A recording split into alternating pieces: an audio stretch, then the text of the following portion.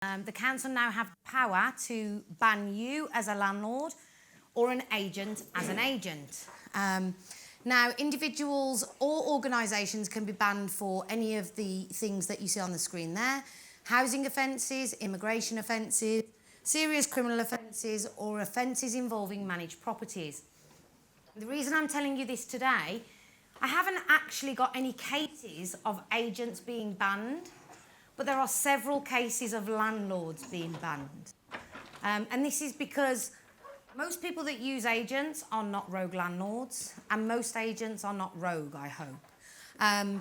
But some landlords are rogue. They don't do things as they should, particularly in the HMO community. And that's a particular area that councils are focusing on in terms of quality and standards. So this was just something to tell you.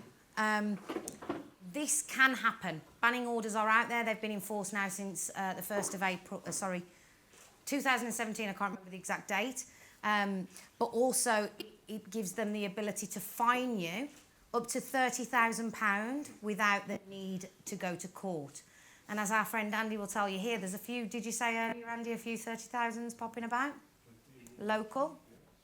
This is real, and they will make these penalties. I don't always think it'll be 30,000.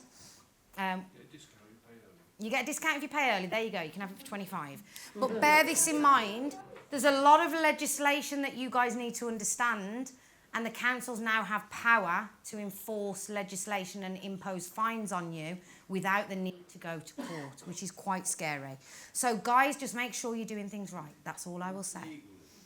Say that again. Is that legal? 100%, yeah. You can appeal against them, but then you have to take them to court to appeal against the fine. And like I said earlier, one of the things to consider is the council, any fines that they successfully issue and get the money in from goes into their department. Councils are working on making money for their departments at the moment through many means, this being one of them, but also licensing. I'm not talking about licensing today, but in various areas across the UK, they're bringing in what's called selective licensing, where they're picking 20 to 40% of an area and making all of the private rented properties within that location, within that 20 to 40%, licensable. And yesterday, when I was talking to a room of agents, the licence fees vary across the country from £600 to £1,400 per property.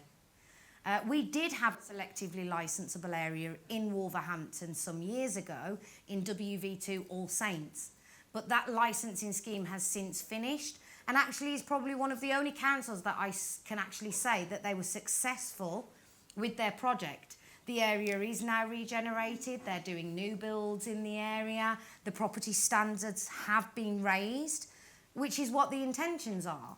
But in many other areas, it's just all about them making a bit more money. In particular, Newham Council in London, they had a 5-year scheme that's just been renewed for a further 5 years. So all of those properties within that area now have to pay for another licence fee. So again, it's all money making.